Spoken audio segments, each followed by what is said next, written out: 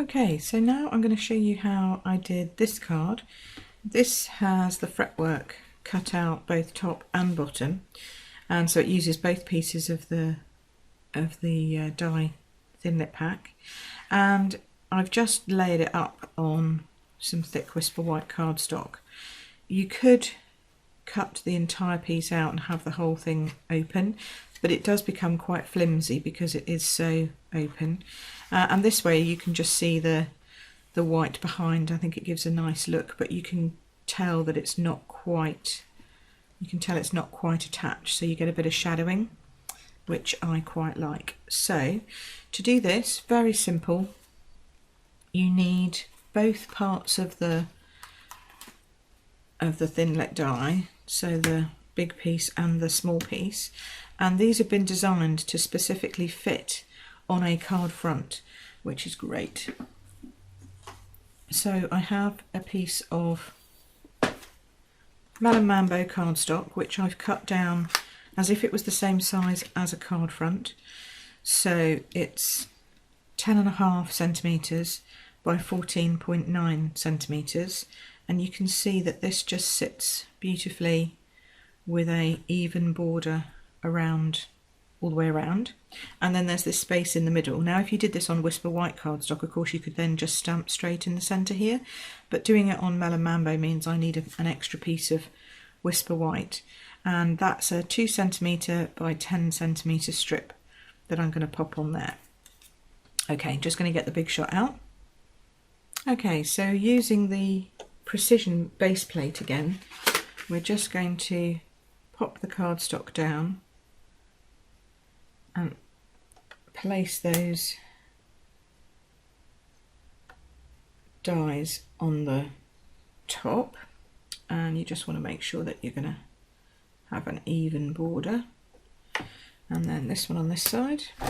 You could put them through individually if you wanted to, if you were worried about them moving, but actually they stay pretty straight. Of course they're going to move now just because I've said that.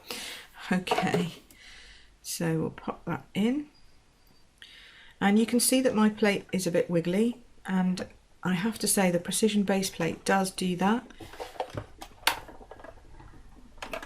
because of the amount of pressure, which you can hear as I go through. I'm just going to go back, hold on.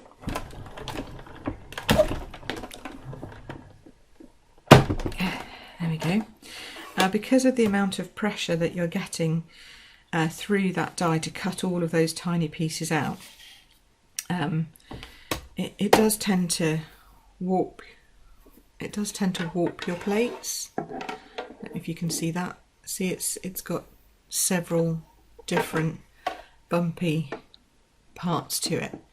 Much more bumpy and odd than a normal cutting plate does. So don't worry if it does that. That is perfectly normal.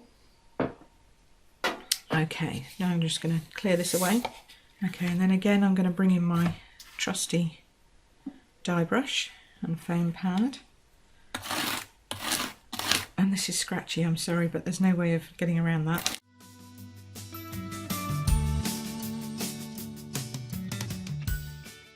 And it will just then release once you get it to that point. There we go. A couple of extra bits left in the die. You can just pop those out. And I mean, it's a massive improvement over some of the detailed dies where you sit there for hours trying to get them out. Look at that, just these little edges. And you know, if you spent some time with the brush, you could get those out. I'm just doing this quickly for on camera. It's stuck. Okay, so that's the die cutting done. And again, see, I'm sure that you could relayer those up and turn those into flowers. But I haven't the time to do that. But every time I cut these out, I think, oh, I could put them back on as just like a stained glass window kind of thing.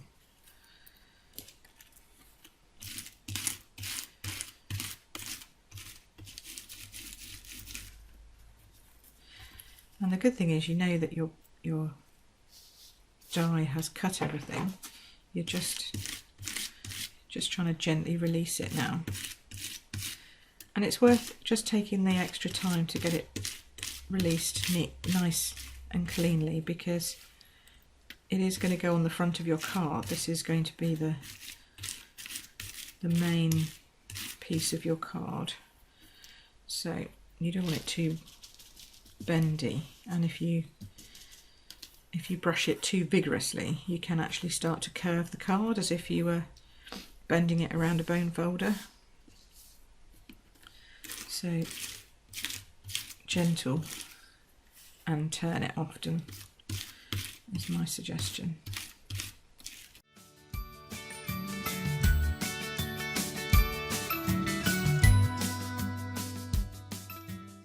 So once you've got all your pieces out, then we'll just tidy this away, and then it's just a question of doing the stamping and attaching to the front of the card.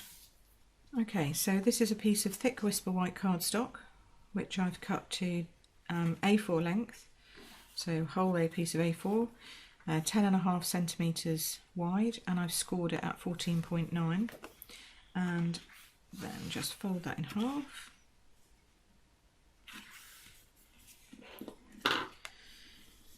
And crease that fold and burnish it with your bone folder. And that's going to be the piece of card that you then attach that to. So that's how your front piece is going to sit. You may have a slight edge top and bottom, but that's okay because it's going to come away from the card either side. You just want to make sure that you've got nice even edges. So then we're going to just apply some multi-purpose glue to the centre piece here. Again, make sure you get it to the edge, because this is the only piece that's going to stick your card stick your piece of card to the card front. And then I try and just get in to some of these fret pieces, but again, you're only doing it on the front, on this middle section. You don't want to go down and do anywhere else, otherwise it won't have that floating look. Okay, so it actually doesn't, it's actually not as much glue as it looks. Okay, and then just pop that on. Make sure your edges are straight.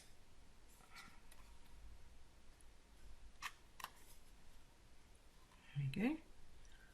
And if you're going to have a little bit of a border, I would make sure that that's at the bottom rather than the top. I think it just makes it easier to see at the top.